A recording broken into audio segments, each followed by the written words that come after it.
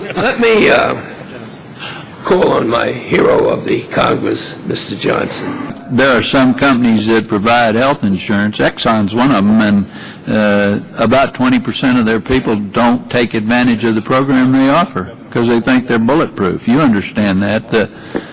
21 to 35-year-old guys, and in fact one of you testified that you didn't have insurance for a while. I think it was Mr. Conklin. Well, I appreciate Mr. Conklin, the efforts you've taken to continue providing health insurance for your employees, and I've heard from a number of small business owners just like you who are finding health insurance to be increasingly unaffordable, and we need to reverse that trend. You mentioned the inability to pool employees and spread risk the same way large employers do. I wonder if you'd support reforms that would allow small businesses to join together and pool their risk. You know, association health plans never have been passed up here.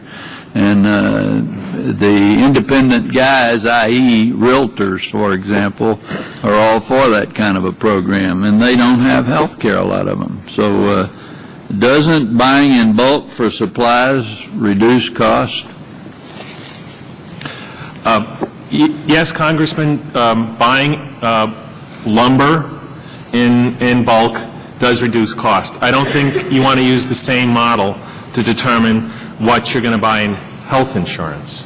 And I think one of the problems we have in the discussion we're having about health insurance is we keep applying this business model as if we were talking about widgets. But what we're really talking about is people, and we're talking about the kind of care that's available to them.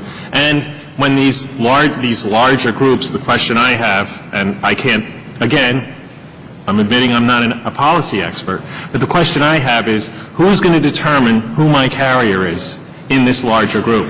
Because we're going to form an association, and we're going to go out in this group and shop for health insurance. And then we're all going to somehow agree that the best provider of health insurance for us is the XYZ company. Now, I'm not sure who makes that decision. I'm not sure what that decision is based on. And we're still stuck with this sort of opaque process by which I don't really have a choice. I have an option. Join the association, shop for health insurance in the open market. Well, association health plans don't have to be one provider. It can be 5 or 6, and they can pick.